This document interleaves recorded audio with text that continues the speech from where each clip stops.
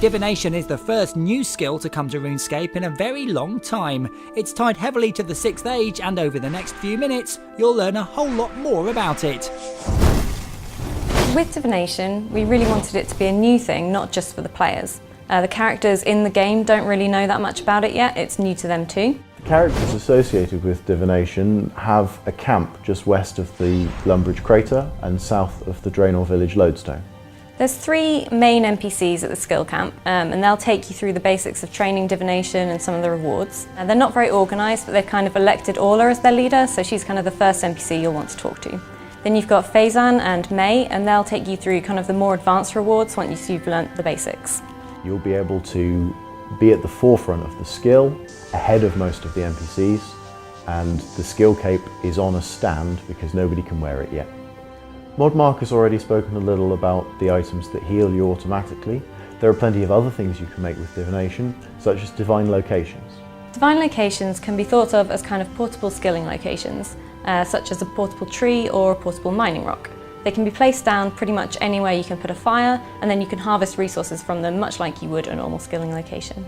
However, these are intended to give a kind of fast burst of XP and resources, so especially with the higher level locations, you'll notice that you're harvesting much faster than you would otherwise.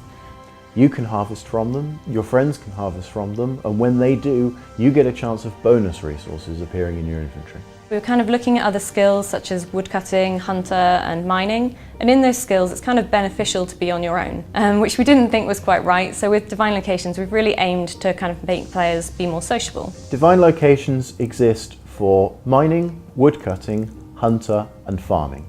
Of course there have to be restrictions on Divine Locations, otherwise you could gather an infinite number of resources and that wouldn't be particularly good for the game's economy. You can only place one Divine Location of any kind each day, and there's a limit on how many items you can take from Divine Locations in general each day based on your levels. Divination is coming next week. Like the other member skills, the first few levels of Divination are open to free players, so they can come along and see what it holds. So the obvious reason to check out Divination is to reach 99 and get the skill cape, and I'm quite excited to see who's going to do that first. Obviously completionist cape holders will want to get that back as well. Aside from that, there's a whole host of exciting rewards that we've talked about, as well as some game changers that we haven't even mentioned yet.